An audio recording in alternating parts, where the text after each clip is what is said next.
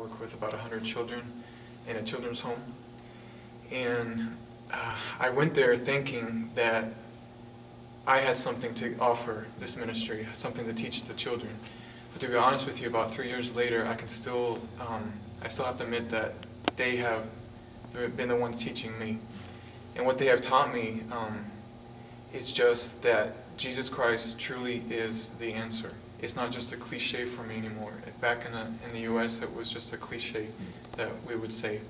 But I truly understand that now through these stories that I've learned of these children, the relationships that I've been building with them, and watching them grow up in such a violent, devastated city. Just their own family lives are devastated. But their faith is solid, and they have taught me how to depend more on God.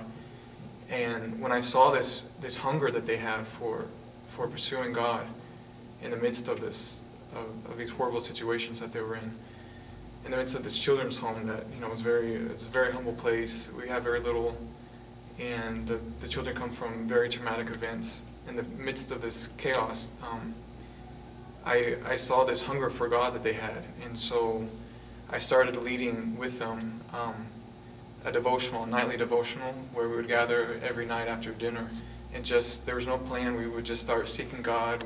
I put on some music, and I just let the kids do whatever they felt like they needed to do in their hearts. And there were many times where the Holy Spirit just really fell on us really strongly, and it blew me away, because these were children that were less than 10 years old, that were crying out to God for their city. The Holy Spirit was giving them a heart to really pray for Juarez.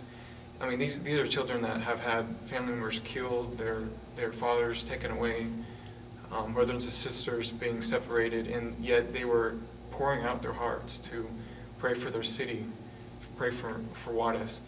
And that's really what started this vision. My vision was expanded from just this one children's home to all of Juarez, and it was the children in the children's home that did this for me. And so that's when I really started thinking, like, wow, we could have this, this could be more than just a nightly devotional. This could be a 24-hour house of prayer, just like they have in Kansas City. And so as I started thinking about that more and praying about that more, I learned that I'm not alone in that. There's a lot of people in Juarez that God has been giving that vision to. And the problem, though, in Juarez is that because of the violence, because of the situation that we live in there, because of the intense fear that everyone lives in there, we hardly feel safe to leave our houses. And so that makes unity extremely difficult. And I found myself extremely lonely there in Juarez. I had the vision, I had the hunger, and I had this huge team of children that were more than plenty to carry this on, but it was so lonely there because of the lack of unity among the church and among the believers there. We're scared to literally leave our houses, even in the middle of the day. And I got really burnt out, honestly, and I started really praying about that, wondering if my time was up in Juarez. That was the extent of what I was to see in Juarez. And that is when I had heard about the JHOP and the Justice House of Prayer in El Paso, but I never thought about visiting or anything. My focus was on Juarez. But one day I was just seeking God, and God just told me very clearly in my mind, get up and go to that house of prayer right now. And I got up, I hit the bridge. It happened to be a very slow bridge day. Only 5 minutes I got through, I got across. I found a place just to barely see Betty. She was just leaving. I saw her and I sat down with her and I shared my heart with her. And that's really what started kind of reviving this vision that God gave me for a 24-hour house of prayer in Juarez. And so I'm really excited about that now, because I'm not alone anymore. There's tons of people that are really passionate about this, and I really do believe now it's going to happen because there is so much hunger for it. And that's what I've really learned in Juarez. It reminds me of when Jesus turned to the disciples and asked them, "Are you going to leave me too?" And they responded, "Where else do we have to go?" That's a situation in Juarez.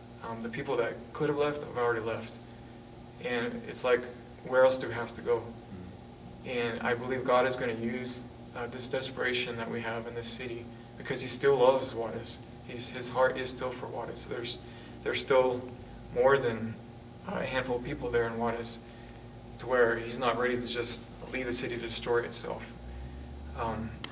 Because of this handful of people that are learning to unify and learning to seek him and depend on him 100%, to in the face of fear, to go ahead and unify and to seek his face and to make a 24-hour house of prayer. That alone is going to be a miracle. A 24-hour, there is no 24-hour places in Juarez. As soon as the sun hits, places close. But we can't wait any longer. We already had the sacrifice. We've already sacrificed so much in Juarez.